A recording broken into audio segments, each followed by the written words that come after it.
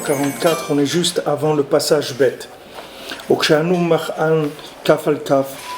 quand on tape des mains, alors cette Torah elle est basée sur ça, c'est-à-dire on parle d'adoucissement de la rigueur par le fait qu'on va taper des mains.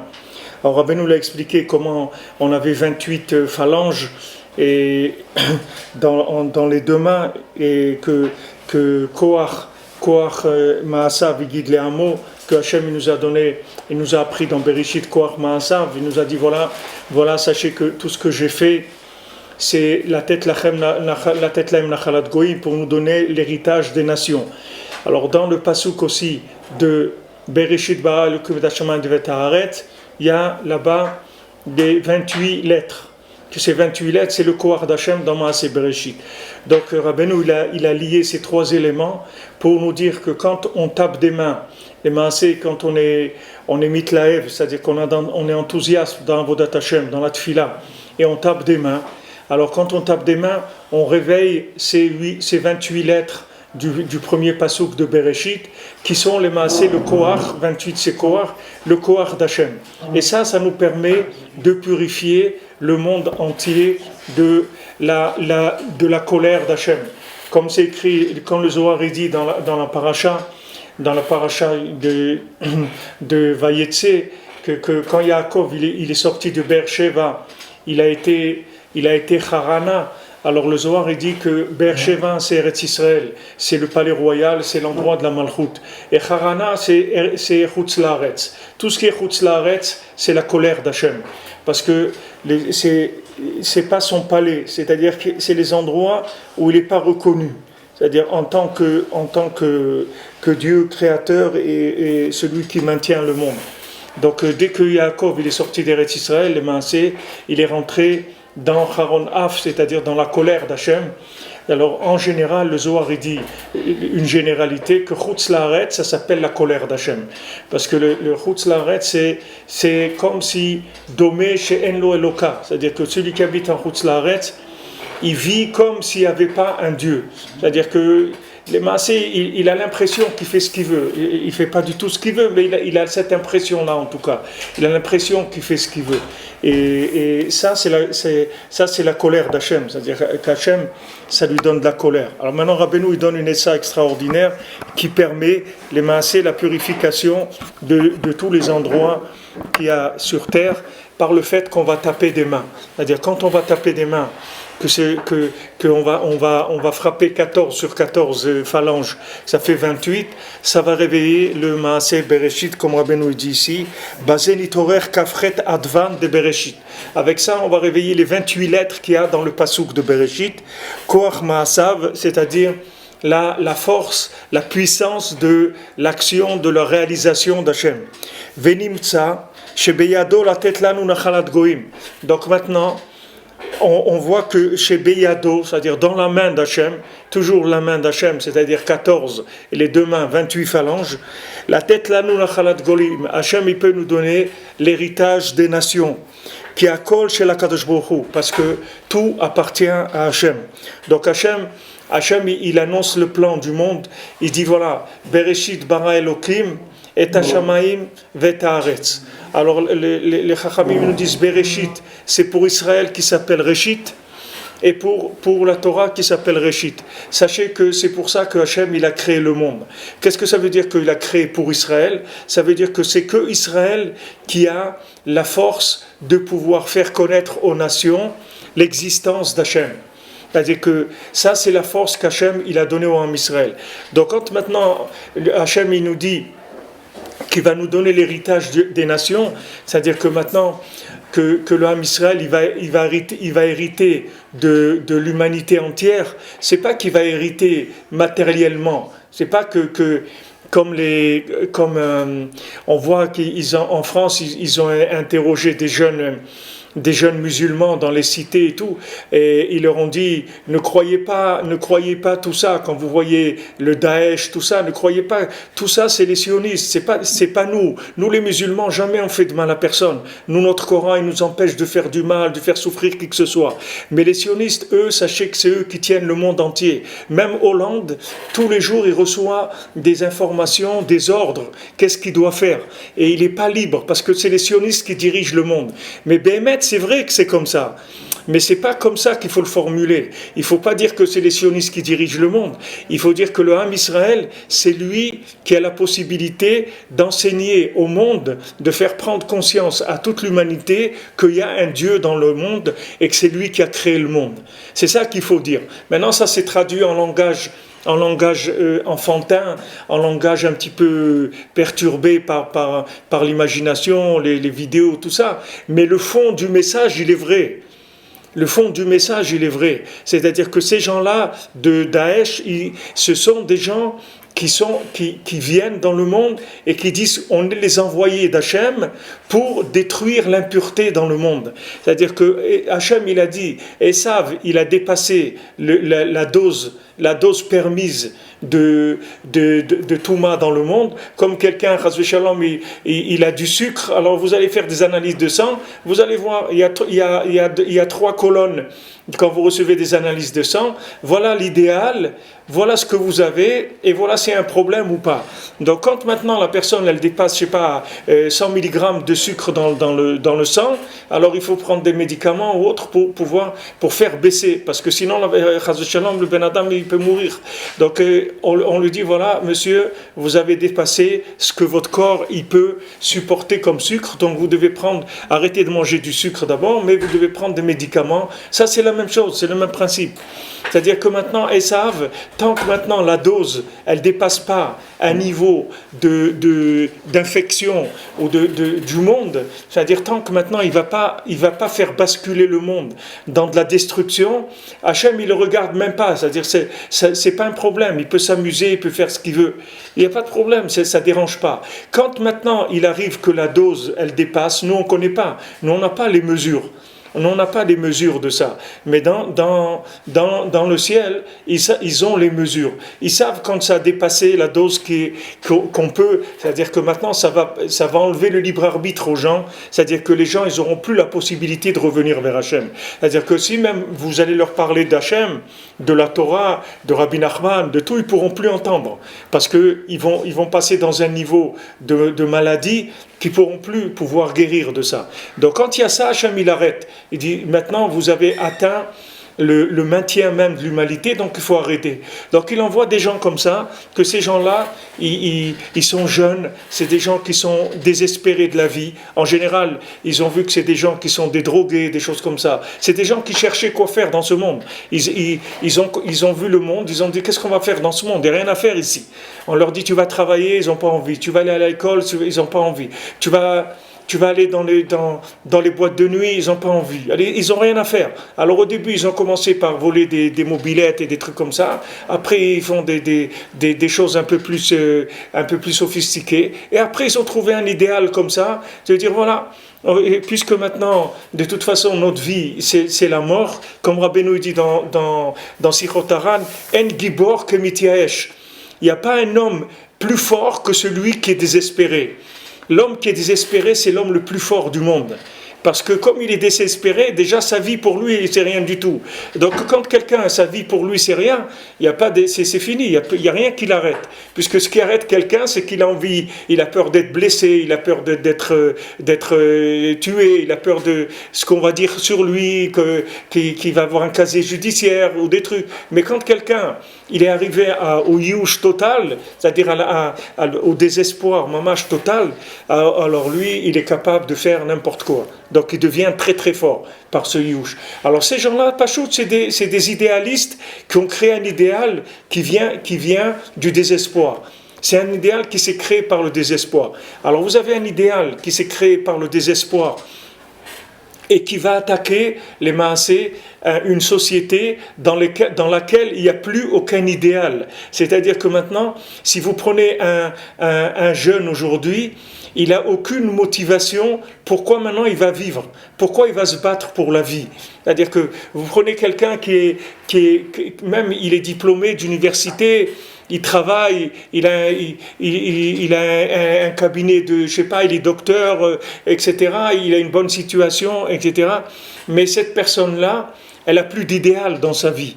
Donc maintenant, il se laisse aller dans des bêtises. C'est ce qui a créé la nouvelle, on parlait de sa Shabbat, c'est ce qui a créé cette nouvelle génération, que la plupart qui sont morts là-bas dans cette boîte, c'est des gens comme ça, ce qu'ils appellent les bobos, c'est-à-dire les bourgeois qui sont les bourgeois bohèmes. C'est-à-dire avant, ça n'existait pas. Avant, si tu voulais être bohème, il fallait que tu sois un hippie. Sinon, c'était assourd. C'est-à-dire que tu étais un tricheur. Si tu étais un bourgeois, si jamais on voyait qu'un hippie, il avait une carte bleue, par exemple, une carte de crédit, les gens, ils lui crachaient dessus, ils lui disaient, tu es un traître, toi, tu fais semblant que tu es avec nous et tout, mais tu as une carte de crédit, et que si jamais il te manque de manger, tu vas aller derrière, tu vas tirer un peu d'argent. C'était assourd. C'est-à-dire, dans les normes du hippisme, la moindre des choses, c'est d'être honnête, d'être un vrai pauvre. Sinon, ça vaut rien. Mais après, cette chose-là, ça a été une étape dans le monde. C'est-à-dire que les gens, ils se sont rendus compte que la société bourgeoise, elle fournissait pas d'idéal. Ils disent, on va chercher un autre idéal. On va chercher l'amitié, on va chercher la musique, on va chercher dans les campagnes, on va élever des moutons, n'importe quoi, ils ont cherché un autre idéal. Mais petit à petit, même cet idéal, il s'est fait manger par Esav. Et c'est devenu un idéal qui s'est greffé. C'est-à-dire qu'ils ont trouvé un yichoud de Klippa, que ça c'est plus Esav, c'est Amalek. C'est-à-dire comment rentrer toutes les ta'avot dans le seder de la bourgeoisie. Et ça a créé cette nouvelle génération de ces gens qui sont morts là-bas, que vous voyez là-bas, il n'y avait aucun clochard là-bas. C'est que des gens, vous voyez tous des gens avec des situations, chefs d'entreprise, des trucs, chefs du bureau de publicité, des gens qui ont fait des études et qui gagnent très bien leur vie. C'est des gens qui gagnent très bien leur vie, et d'un autre côté, ils ont greffé une vie parallèle de soi-disant idéalistes qui ont pitié des gens qui sont pauvres, des gens des minorités dans le monde, des animaux, des trucs, etc. C'est des gens soi-disant, ils ont un idéal à côté, mais il faut jamais leur toucher leur porte-monnaie parce que sinon, vous allez voir, ils vont se mettre très très en colère parce que c'est en même temps des bourgeois. Et en même temps, avec un idéal qui est venu... Alors maintenant, on arrive à un moment où la société, elle est malade. C'est-à-dire, les gens... Esav, il est malade. Mais Esav, il n'a rien à vendre à quelqu'un que cette personne-là, elle est capable de donner sa vie pour ça. C'est ça l'idée, un idéaliste. Un idéaliste, c'est quelqu'un qui est capable de donner. Avant, vous prenez les artistes qu'il y avait avant, je me souviens, je ne sais pas qui c'était, mais ils brûlaient tous les meubles de sa maison pour faire de la peinture, pour peindre, etc. C'était des idéalistes, c'était des gens, ils croyaient vraiment à ce qu'ils faisaient. Hein? C'est des gens qui croyaient vraiment à ce qu'ils faisaient. C'est-à-dire ils étaient capables, mamage, de vivre dans la pauvreté totale, même mettre leur vie en danger pour produire de l'art ou quelque chose, parce qu'ils croyaient là-dedans. Aujourd'hui, ça n'existe plus, ça. C'est quelque chose, un idéal dans l'état à vote, dans le monde artistique, etc. Ça n'existe plus.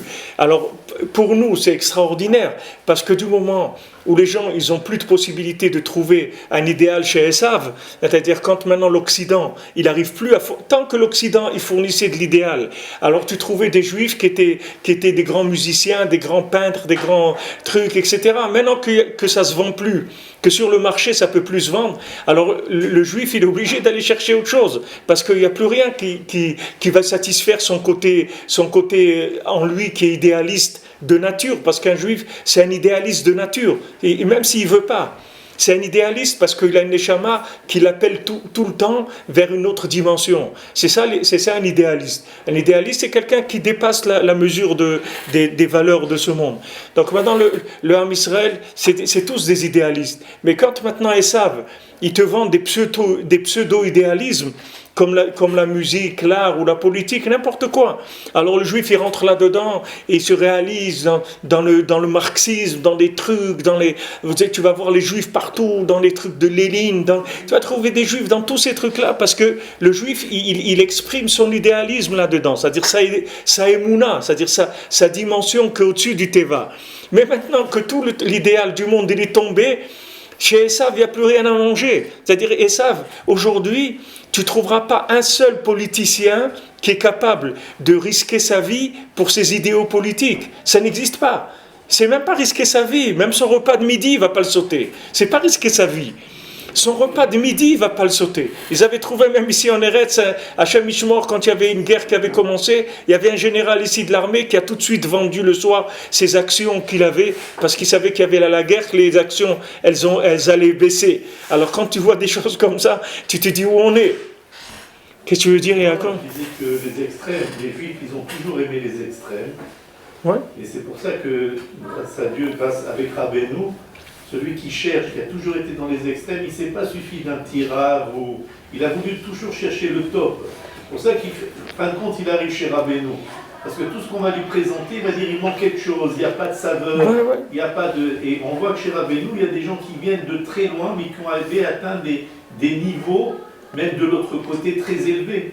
Et après, quand ils se sont réveillés, ils ont cherché le niveau le plus élevé. Dans la Gdoucha, exactement. Tu as tout à fait raison. C'est-à-dire, c'est des gens que les mancés, tu peux pas les rouler. Parce que c'est des gens qu'il leur faut quelque chose d'intègre. Il faut quelque chose 100%. Si c'est 50%, ça ne l'intéresse pas du tout. C'est-à-dire, il veut du 100%. Et ça, tu trouves que chez le Tzaddik Haemet. Tu vas rentrer chez Rabbeinu, c'est le seul que tu vas trouver du 100%. Parce qu'il n'a pas besoin de toi. Il te le dit, dès que tu rentres, il t'annonce. Il te dit, tu sais, j'ai pas besoin de toi. Mais je t'aime. Mais j'ai pas besoin de toi. Je t'aime et je vais t'aider, je vais te réparer et tout. Parce que j'ai envie, c'est tout. Comme il a dit à Rabbi Nathan, il a dit, tu sais... Tu vas rentrer dans mes torotes, dans mes enseignements, et tu vas te promener comme quelqu'un qui se promène dans un château qui ouvre des portes, et une porte qui va lui ouvrir une autre porte, et une autre porte, et une autre porte. Et tu vas découvrir des choses merveilleuses. Alors Rabbeinu lui a dit à Rabbi Nathan, c'est pas parce que tu es quelqu'un de bien, c'est parce que j'ai envie, c'est tout. Rabbeinu lui a dit, c'est parce que je veux, c'est tout que ça soit comme ça. Alors Rabbeinu t'annonce, quand tu rentres chez lui, il te dit, regarde, de toi, j'ai pas besoin. Tu sais très bien que pourquoi j'ai pas besoin de toi. Il dit, oui, c'est vrai, qu'est-ce que moi... Alors, on dit, voilà, mais moi, je t'aime, et moi, je vais t'aider, et moi, je vais faire de toi quelqu'un d'extraordinaire si tu m'écoutes. Tu es d'accord? Et il signe tout de suite, le gars. C'est comme les Avdil, le Daesh, mais à l'envers, c'est tout. Le Daesh, c'est le Yush qui amène à la destruction, et ça, c'est l'espoir total qui amène à la construction la plus élevée. C'est Zélo Madzé, c'est mamash l'opposé. C'est l'idéal de vie pour quelqu'un qui était complètement désespéré chez Esav, et il a entendu Rabbeinu, ça y est, ça lui parle. Il dit voilà, mais c'est ça c'est un discours, ça c'est quelqu'un qui est capable. C'est pour ça que Rabbeinu il a annulé toutes les choses qui étaient moyennes dans le monde.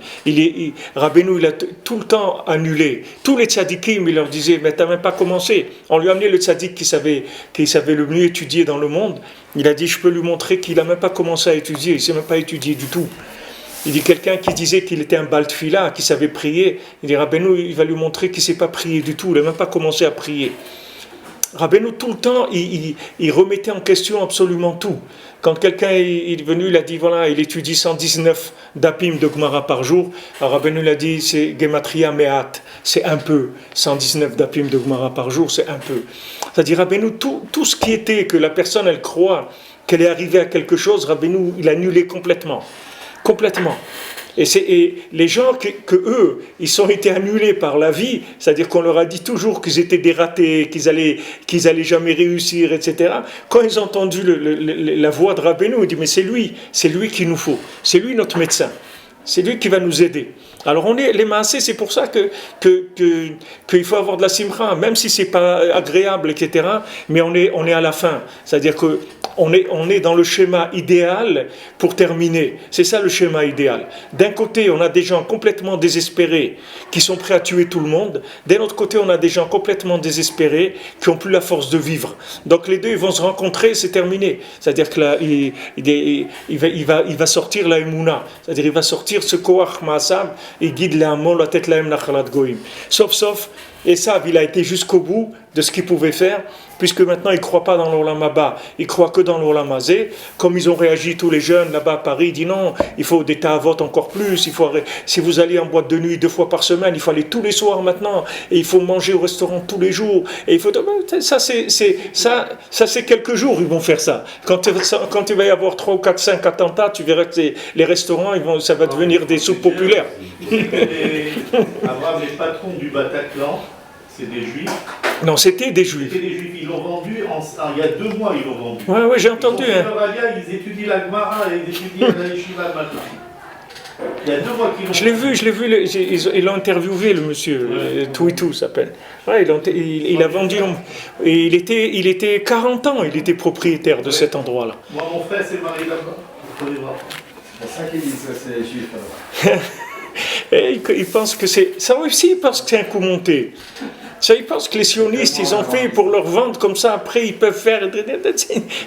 Il y a de l'imagination, bon Hachem, l'imagination est ouverte. Et qu'après qu'ils aient vendu, il y a eu ça, C'est ce qu'il dit. L'imagination est ouverte, bon Hachem, il y a pas de... Tout le monde peut imaginer ce qu'il veut, il n'y a pas de problème. En tout cas, on arrive à la fin de l'absurdité de Esav et de Ishmaël. Parce que Ishmaël, il a produit ça, qui est le yush total, c'est-à-dire que le bonhomme, tu vois, il s'explose pour s'exploser. Voilà, à Paris, ils se sont explosés, les gens, en faisant rien du tout, ils n'ont même pas tué quelqu'un, ils n'ont même pas blessé quelqu'un. Mais ça fait rien s'exploser, ça fait un flash, comme ça, pendant quelques secondes, ça lui suffit, c'est un idéal pour lui. Et de l'autre côté, tu as Esav, qui a donné quoi ?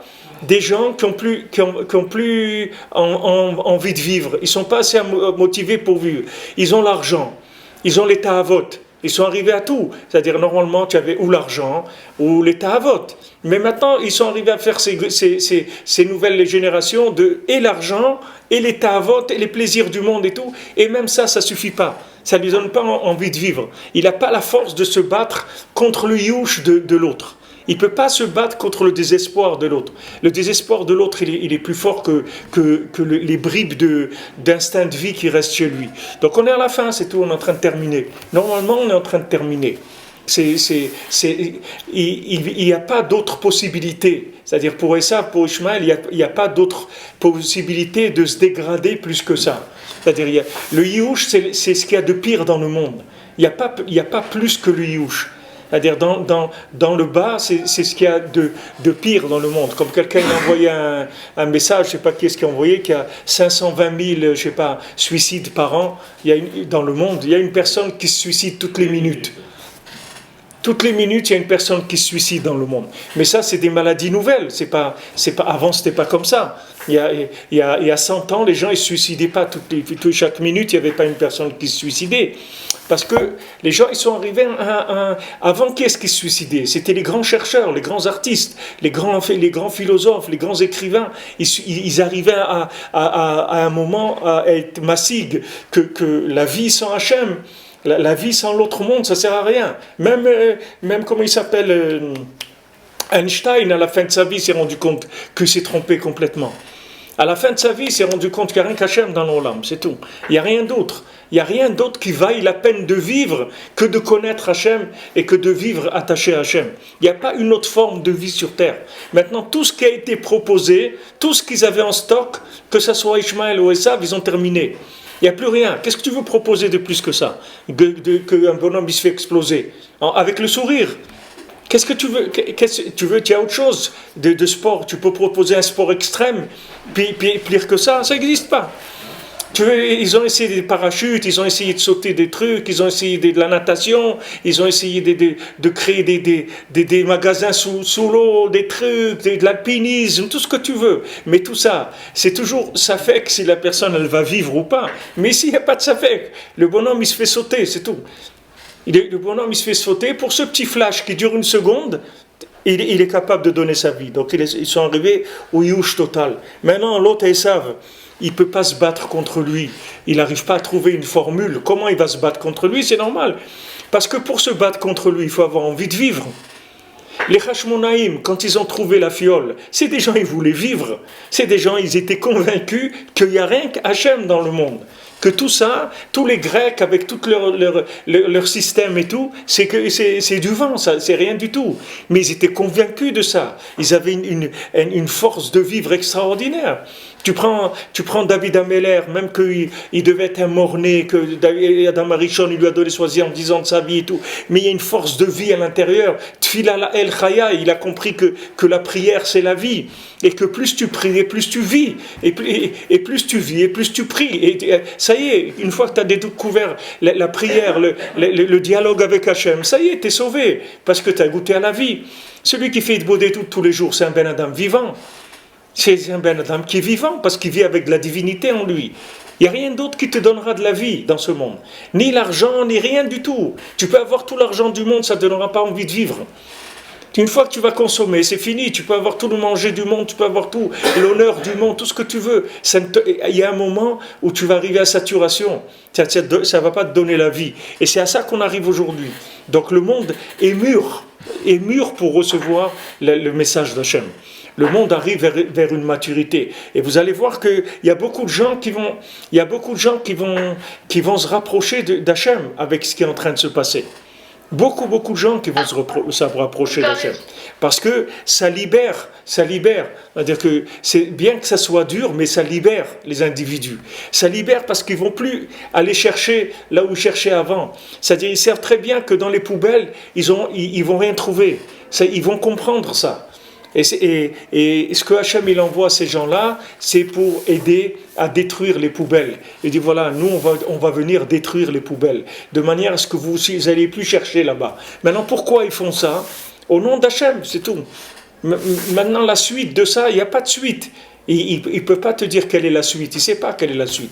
Mais nous, on sait quelle est la suite. C'est-à-dire que Hachem, il va se révéler dans le monde. Et Bayom Aoui Hachem Echad, Shmo Echad. Ça y est, les gens ils vont arriver à reconnaître le nom d'Hachem. Ils vont dire, il n'y a que Hachem. Même Paro qui a essayé comme ça, une plaie, 2 plaies, 5, 6, et à la fin il a dit, même le dernier sursaut qu'il a eu d'aller poursuivre le Ham Israël dans la mer, et il s'est noyé, il a dit, Michamocha, il n'y a pas comme toi Hachem dans le monde. Ça n'existe pas comme toi. Il n'y a que toi. Regardez tout ce qu'il a passé par eux pour arriver à reconnaître qu'il y a Hachem dans le monde. Il a voulu se battre avec Hachem. C'est-à-dire quelqu'un qui voit des choses comme ça, au lieu d'avoir un peu d'humilité, de dire, même le patron de la boîte là, il dit, on va essayer humblement et timidement de réouvrir, comme ça il a dit. Mais au moins, le gars, il accuse réception d'un choc. Tandis qu'il y en a qui réagissent, qui veulent se révolter contre ça, qui disent non, nous, mais jamais vous allez nous enlever nos ta'avot. Nous, on va encore plus. Mais avec qui tu te bats? Tu te bats avec Hachem, tu crois que tu vas gagner? Tu ne vas pas gagner. Si Hachem il a décidé que maintenant, ma chère Ben Yosef, il va se révéler dans le monde, ça y est, tu peux pas te battre contre cette Metsiout là. C'est une réalité. Donc le monde il va se mettre en place. Et plus les gens réagiront positivement, plus ça sera en douceur. Et après les paroles elles vont venir, et là les paroles elles vont faire leur effet. Comme Rabbeinu dit dans ses Purim Asiot, il y avait un jardinier qui était fou. C'était quelqu'un qui faisait du jardinage et c'était un fou. Alors, à un moment, le pays, ils avaient perdu leur roi. Alors, ils avaient perdu leur roi, donc ils étaient complètement dans des bêtises, etc. Ils n'avaient plus de roi. Et à un moment, ils se sont dit, mais peut-être le jardinier est fou, mais peut-être c'est lui le roi. Et ils ont vérifié, et ils ont vu que oui, en effet, c'est lui le roi. C'est mamash lui le roi. C'est la même chose. Les gens ils disent, ouais, les Breslev, les fous comme ça, ils se lèvent la nuit, ils vont dans des forêts, ils vont Une fois, je me souviens, on était allé faire Idboedout à Aix-les-Bains, dans on avait des mobylettes comme ça, on est la nuit dans la forêt, une forêt du Corsuet, c'était un peu en dehors d'Aix-les-Bains. Il neigeait, alors il y avait les traces des roues dans la neige. Alors la police qui passait dans la forêt, elle a vu les traces, elle a suivi les traces. Alors ils sont arrivés jusqu'à l'endroit où on était. On venait d'arriver, maman, on était en train de poser nos affaires, on était emmitouflés avec des toques, des trucs, il faisait très froid. Alors ils sont arrivés. Et parmi nous, il y avait quelqu'un qui a vraiment pas peur du tout. Et quand ils sont arrivés, ils étaient là. Par contre, eux, ils avaient très peur, les policiers. Et ils sont arrivés, ils ont dit qu'est-ce que vous faites là, et truc. Alors, on lui a dit c'est la prière de minuit. alors, alors ils disaient vos papiers. Ok, alors moi je fais comme ça. Non, bougez pas. Il me dit vous voulez les papiers? Non, bougez pas. Après, bon, ils ont vu que les mains, qu'est-ce que c'est? Ils ont affaire à des fous. Des fous. Ils vont dans la forêt la nuit. Prier, la prière de minuit dans la forêt, la nuit, sous la neige et tout. Et bon, c'est des fous. Il y a aussi ça dans le monde. Mais après, des années après, ils vont voir que les massés, c'est pas seulement eux les fous. Peut-être que c'est les autres les fous. Mais ça, malheureusement, ça prend du temps et c'est désagréable aussi. Ça se fait. On aurait aimé que ça se fasse en douceur, mais la souffrance, elle est là juste pour préparer le terrain, c'est tout. Et si les gens ils réagissent positivement, il y aura beaucoup de souffrance du tout. Bichlal. Vous voyez, regardez qu'est-ce qu'il dit Rabbeinu. Avec ça, on a la force entre nos mains de purifier la terre des nations. C'est ça le but. Parce que la terre d'Israël, elle est théora. La terre d'Israël, c'est le palais d'Hachem. Mais le monde, c'est un amalgame d'impureté. Maintenant, basé Yeshkoar, par le fait que maintenant, Akadosh Baruch Hu, il a créé le monde et il nous a fait connaître Koach Ma'asav par les 28 lettres qu'il y a dans le Passouk de Bereshit. Avec ça, il nous a donné le Koach de pouvoir aller purifier en son nom le monde entier. Et c'est ce qu'on est en train de vivre, mamash. C'est les actualités. Ce que Rabbeinu dit ici, c'est l'actualité. C'est mamash ce qu'on vit aujourd'hui.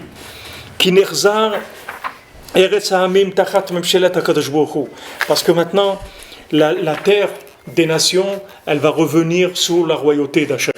Une fois que les uns ils vont épuiser leur désespoir et que les autres ils vont épuiser leur ta'avot, alors ils vont arriver à remettre tout le monde sous la royauté d'Hachem.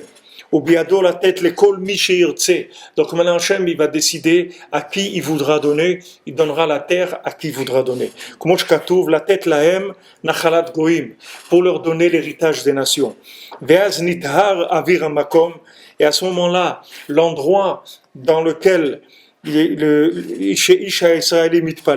l'endroit de l'air dans lequel il y a un juif qui se tient en train de prier, cet endroit-là, il se purifie. Et il va respirer de l'air qui est sain. Pas ici, il parle plus de pur, il parle de saint. Saint, ça veut dire absolu. Pur, ça veut dire relatif. Pur, ça veut dire qu'on a enlevé la touma. Saint, ça veut dire qu'il n'y a pas d'impureté. C'est impossible. Ça vient avant la création du monde, c'est la sainteté. Alors, il y a toute une Torah de Rabbeinu où il parle de ça. Qu'avant la création du monde, on parle de Kadosh. Après la création du monde, on parle de Tahor. Parce que quand on dit Tahor, ça veut dire que ça aurait pu être Tamé, mais c'était Tahor. C'est Tahor. Au lieu d'être impur, c'est devenu pur. Mais Kadosh, ça veut dire que c'est impossible. Kadosh, c'est impossible de rendre Tamé. Il n'y a pas du tout de relativité là-dedans. C'est entièrement pur. Alors Rabbeinu, il dit ici que quand quelqu'un, maintenant, il fait sa tfila, il est enthousiaste dans sa tfila, il commence à taper des mains. Alors quand il tape des mains, il produit cette chose-là. C'est-à-dire que le fait de taper des mains, ça va réveiller les 28 lettres du Passouk de Bereshit, qui est le Koach d'Hachem. Le Koach d'Hachem de c'est quoi? C'est de purifier le monde. Donc quand il tape des mains, il réveille ça, il y a un air pur qui sort et qui va purifier l'endroit dans lequel Ish Israéli, dans lequel le juif est là en train de prier, et cet endroit il va devenir Kadosh. À quel moment de la prière il parle? Hein? À Il n'y a pas de moment. C'est le moment où tu sens un enthousiasme. Il y a pas. Ça peut être dans la Shemona Esrei, ça peut être dans les brachot, ça peut être quand tu veux. Ça peut être quand tu veux. Quand tu ressens cet enthousiasme de Dvekut B'Hashem. Il n'y a pas un moment spécial. Ça peut être dans les korbanot, ou les brachot, ou Psuké des Imra, ou Shemona Esrei, ou pas Tachanoun, parce que Tachanoun on est... Mais autrement toute la tfila. Là où tu sens quelque chose qui te donne, tu as envie de Hoda'a, tu as un enthousiasme pour Hachem, alors tu tapes des mains. Le fait que tu tapes des mains, tu fabriques les maasés, tu fabriques de l'air d'Eretz Israël, de l'air Kadosh, n'importe où tu trouves dans le monde. C'est recommandé de le faire en Chutz La'aretz. En Chutz La'aretz, ont plus de raisons de le faire. En Chutz La'aretz, c'est plus recommandé, mais en Eretz Israël aussi, on a besoin de Kadosh. Parce que même en Eretz Israël, aujourd'hui, on a de la Klippa qui est là. On a besoin aussi de faire avancer les choses. Et ça vient du Harizal ou de Rabbeinu, le tapement? Ça vient du Baal Shem Tov. L'origine, c'est le Baal Shem Tov. Ouais. On l'a dit ici au début de la Torah, Rabbeinu, quand Rabbeinu est arrivé à Breslev, il a dit maintenant je veux ramener les choses comme elles étaient avant. Je veux comme les élèves du Baal Shem Tov qui tapaient des mains pendant la tfila.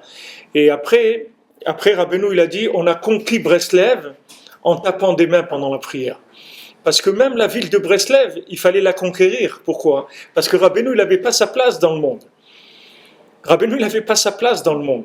Rabbeinu devait faire sa place. Rabbeinu il était interdit de séjour dans ce monde. Toutes les kochot Atouma, elles sont mises ensemble pour empêcher le Rebbe de se révéler dans le monde. Quand Hachem il a dit au Satan, il dit celui-là il va venir et toi débrouille-toi, trouve-toi. Et mamash, toutes les kochot Atouma qui est en haut, tous les accusateurs, toutes les forces négatives, elles ont attaqué Rabbeinu. C'est-à-dire il est ni en droit, ni des fois Rabbeinu il était brisé.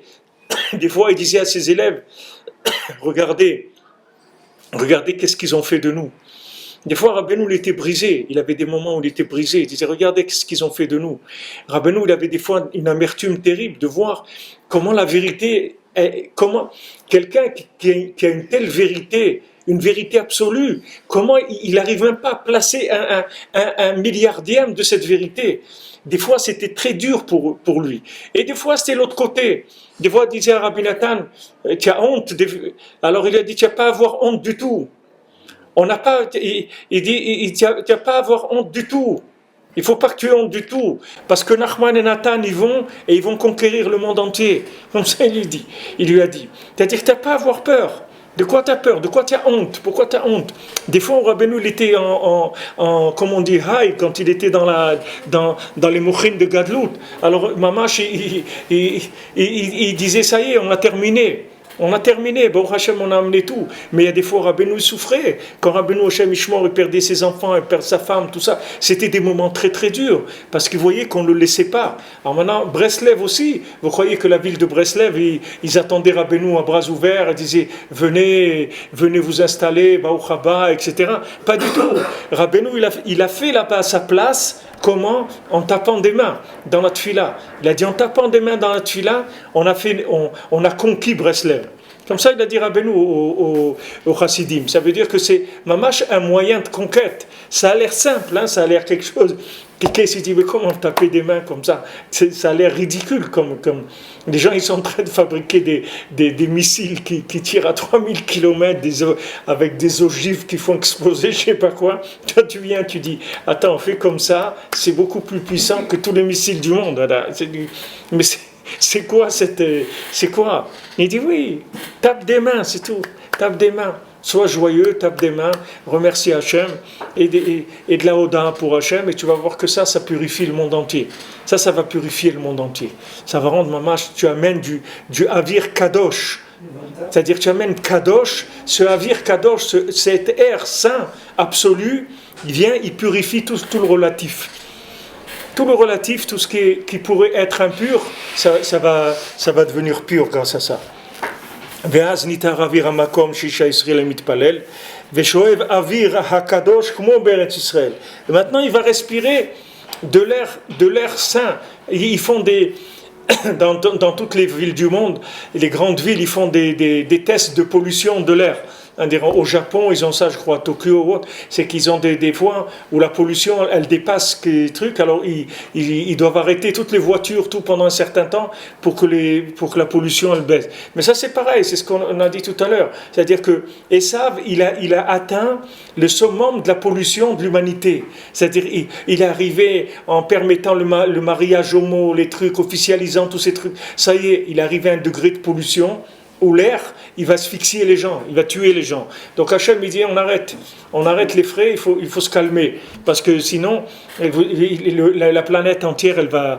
Alors Rabbeinu te donne la Hetzar, il dit, regarde, tu tapes des mains pendant que tu fais ta prière, et le fait que tu tapes des mains, ça produit de l'air sain. Cet air sain, il va, et il purifie. Et celui qui passe dans le coin, même s'il ne passe pas dans le coin, quelqu'un qui attrape juste une bouffée de cet air sain, le Ben Adam, ça y est, il va changer complètement. D'où ça nous est venu? Comment nous, là on était, comment on est venu là? Comment tu peux venir chez Rabbeinu? Comment tu peux faire le lien, Bichlal? C'est qu'à un moment tu passes, tu t'attrapes un courant d'air, c'est-à-dire tu respires, et tu fais une bouffée d'air, cette bouffée d'air-là, elle est kadosh. Elle rentre en toi, elle te fait un nettoyage, elle te fait monsieur propre, elle te nettoie complètement. Et après, tu commences à ne plus avoir envie de toutes les bêtises de ce monde. Tu cherches et voilà, tu trouves. C'est la force d'Ouman, hein? C'est la force d'Ouman, que même celui qui vient, qui ne sait même pas pourquoi il vient, mais il rentre dans un air de doucha, avec tout ce qu'il y a autour, que quand il s'en va, il sent qu'il est... Mamash ça, même si c'est pas pour toi. Rabbeinu dit que celui qui était à Ouman Arushana, là où il va, il fabrique d'Eretz Israël. Là où il va, il fabrique de la vira d'Eretz Israël, par le fait qu'il était à Ouman Arushana. Et le Maasé, je vous ai raconté déjà ce Maasé. Il y avait une dame qui était venue une fois dans un voyage, et son mari, à Paris, il avait un appartement où il avait fait une salle de jeu, de cartes, où il jouait là-bas aux cartes toute la journée, il jouait aux cartes. Et elle est venue à Ouman, elle est venue avec son fils, et je l'ai vu ça, c'est pas quelqu'un qui m'a raconté. Elle était avec son fils devant le Tzion de Rabbeinu, et elle parlait avec Rabbeinu comme ça. Elle disait, Nachman, moi j'en peux plus de ça. Moi je peux plus. Comment il prend l'appartement? Il a fait une salle de jeu là-bas. Moi c'est pas ce que je voulais de cet appartement. Alors Nachman, tu m'arranges ça. Hein, moi je peux pas. Comme ça elle parlait avec Rabbeinu. Eh bien, cette femme, elle est rentrée à Paris. Cet appartement, qui était un endroit de jeu de cartes, c'est devenu le centre de diffusion des Sfarim de Rabbeinu à Paris. C'est devenu la rue Pelé, ou je ne sais pas comment s'appelait cette rue-là. 64 rues, ou un truc qui est devenu le local Breslev de Paris. C'est de là-bas, il y avait tous les Sfarim, ils vendaient les Sfarim, etc. Voilà, vous avez un exemple de purification. Un truc qui était un endroit de Touma, où les gens ils jouaient aux cartes et tout, c'est devenu l'endroit où ils ont commencé à diffuser les lianes de Rabbeinu. Comme la Gemara, elle dit, Chazal, elle dit... Le gibus. Non, c'est pas le gibus, c'est pas... Non, mais oui, ça aussi. Ça aussi. Ça, c'est une boîte, et après, ils ont fait là-bas la Iloula de Rabbeinu, de Rav Israël, ils faisaient tout Bishvat, Purim, ouais, c'est vrai. Ça s'est purifié. Mais c'est ce que la Gemara, elle dit, que Atidim, que les bâtés théâtréotes, les théâtres, et tous les endroits, les stades, etc., ça veut dire des endroits de diffusion de la Torah. Parce que tu vas pas, ne crois pas qu'avec une synagogue, tu vas t'en sortir. Dans quelques mois, là, il va falloir c'est que les stades où tu pourras parler. Tu ne pourras plus parler dans des il n'y aura pas. À Ouman, c'est pareil. Maintenant, chacun il essaie de construire là-bas un petit endroit pour 200, 500 personnes. Mais tout ça, ça va rien, c'est rien du tout. C'est juste pour les premiers qui vont être là-bas, etc. Mais il va falloir préparer pour des millions de gens qui vont venir. Il y a des millions de gens qui vont venir, qui vont chercher la parole d'Hachem Béhémet. Parce que ça y est, l'air il va se purifier. Les gens ils vont demander où est la parole d'Hachem. On veut la parole d'Hachem. Donc on va avoir besoin de toutes les salles de cinéma, de tous les endroits qui commencent à partir de 10 000. Et c'est que ces endroits qui seront fréquentés. Les autres personnes, Bichlal, il n'y aura rien du tout. Ça va commencer que par les grands... parce que les gens ils vont demander la parole d'Hachem. Ils vont dire, venez, mais où vous étiez? Où vous étiez? On était là, on était à côté. Mais comment? On ne vous a jamais vu. Mais vous n'avez jamais vu parce que c'est pas ça que vous cherchez, c'est tout. Tu peux pas voir ce que tu cherches pas. Et il faut que tu cherches pour que tu vois quelque chose. Mais maintenant que Kadosh Baruch Hu, il envoie un tel souffle de pureté dans le monde, il faut être joyeux qu'il y a ça à Béhémet. Il faut demander qu'il n'y ait pas de souffrance, que Hachem il fasse qu'il n'y ait pas de souffrance, que ça y est, ce qu'il y a eu, ça suffit. Qu'avec ça, les gens ils ont compris, il n'y a pas besoin de plus. Que le message il commence à se diffuser. Parce que c'est juste une question d'équilibre, c'est tout. C'est une question d'équilibre. Vous n'allez qu'à prenez les Avdil, par exemple, le téléphone portable. Vous allez voir, au début, ceux qui ont eu les premiers téléphones, je ne sais pas, il y a 25 ans, c'était à peu près les premiers téléphones portables. Tu vois, il y avait quelques personnes qui avaient le téléphone portable. C'était quelque chose qui était réservé à certaines personnes. Ça coûtait très cher. Et il n'y avait aucune structure mise en place pour diffuser une chose pareille. Et petit à petit, ça s'est mis en place. À un moment, ça a basculé. C'est devenu quelque chose qui se vend dans les supermarchés, partout. Tu peux faire un contrat de n'importe où. Les enfants, ils ont un portable. Ça y est, c'est rentré complètement dans tous les niveaux de la société. Ça, c'est le même principe, c'est-à-dire de diffusion. C'est-à-dire que la chose, elle rentre doucement. Elle rentre doucement par certains individus qui se trouvent au niveau de destruction le plus avancé en général. Ces gens-là, c'est les premiers à chercher à trouver ça. C'est les premiers avec qui on peut dialoguer.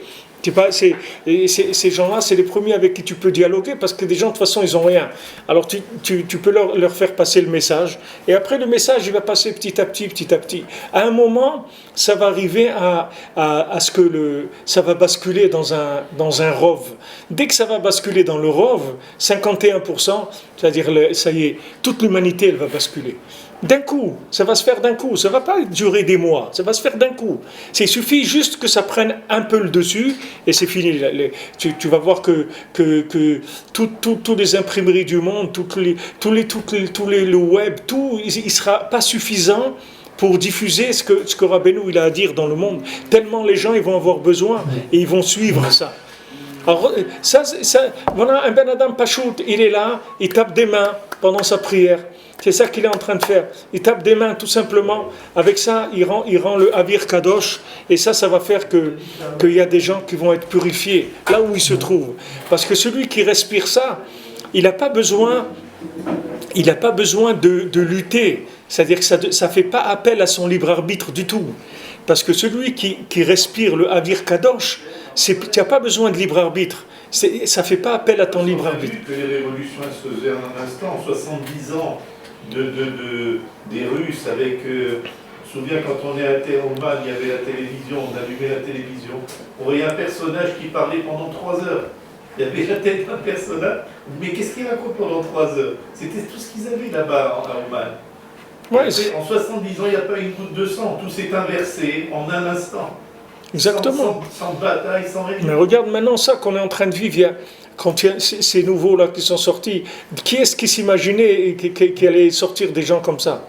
Il y a 20 ans, 25 ans, mai 68, un truc, quelqu'un peut imaginer qu'un jour il va sortir des gens qui sont prêts à s'exploser dans le monde entier. Et avec quel enthousiasme, quelle détermination, les gens ils ont peur de voir des gens 20 ans, 25 ans, et les gens ils te disent, moi je reçois des mails, ils me disent, Ravi frère, on a peur. Parce que quand tu vois la détermination, et que sa détermination de tuer, elle est plus grande que ta détermination de vivre, tu te trouves dans un problème.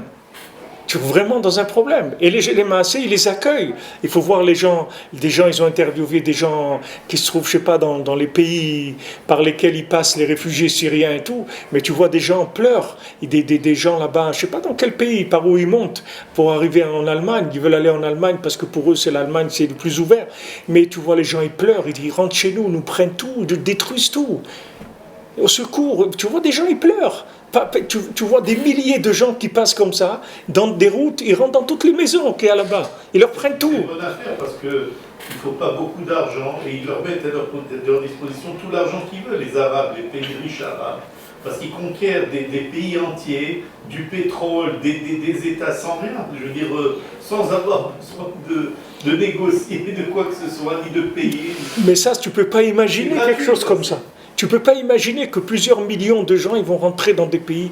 Et qui est-ce qui pouvait imaginer ça? Que des gens comme ça, ils vont dire, vous voulez vivre, nous on veut mourir. Vous avez du plaisir dans la vie, nous on a du plaisir dans la mort. Mais seulement le problème, c'est que votre force de ce que vous avez appelé la vie, c'est pas la vie. Donc maintenant que vous avez besoin d'actionner le moteur de la vie, il ne marche pas parce que c'est pas la vie. Parce que les plaisirs de ce monde, ça s'appelle pas la vie. Donc quand les gens ils pensent que quelqu'un il va se battre pour défendre ses plaisirs, jamais il va se battre. Il peut pas.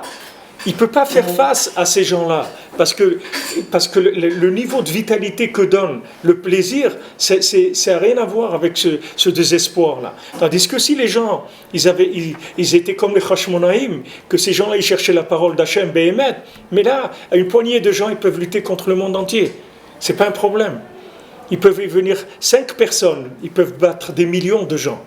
Mais seulement s'ils ont une vitalité divine en eux, c'est-à-dire qu'ils ont la vraie vie, qui est Hachem, qui est Chaya Chaim, qui est la vie de la vie. Mais si le bonhomme, toute sa vitalité, c'est son petit ballon de trucs, de ton petit canon et trucs, mais pour le canon, il ne va rien faire en face. C'est des canonniers des vivants, et c'est des canons vivants. Qu'est-ce qu'il va faire avec son petit canon?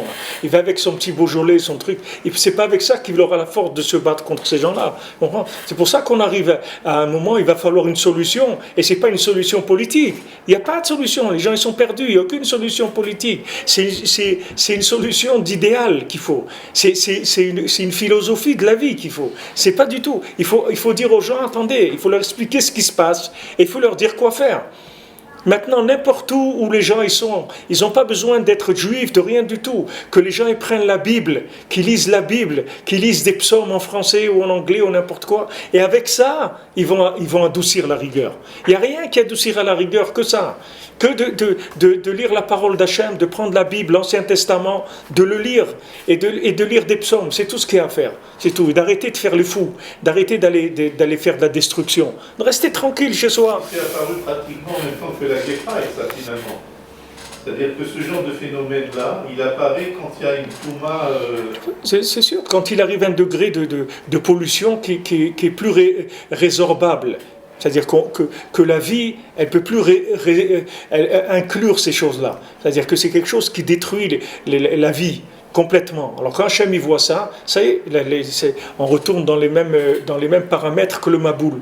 Mais comme Hachem il ne va pas amener le Maboul, parce que, bon, bien que les Chachamim ils disent que Hachem il s'est engagé sur un Maboul général, mais sur un Maboul dans des petits endroits, un déluge, ça il a... Voilà, c'est ça, c'est-à-dire un déluge qui est partiel, ça il n'a pas dit qu'il ne ferait pas. Un déluge général sur toute l'humanité, il ne fera plus. Mais des endroits, mais non, on ne veut pas, les déluges, on ne veut rien du tout. Que les gens, ils reconnaissent Hachem, c'est tout. Alors n'importe où, quelqu'un peut aller acheter une Bible. C'est le livre le plus imprimé qu'il y a eu dans le monde. C'est le plus grand best-seller de l'humanité depuis 3000 ans. Alors que quelqu'un, il achète la Bible, il lit la Bible, il lit les psaumes, il fait Shema Israël, n'importe où il se trouve, avec ça, il va adoucir toute la rigueur du monde, les Hachem. Amen. Shavua Tov.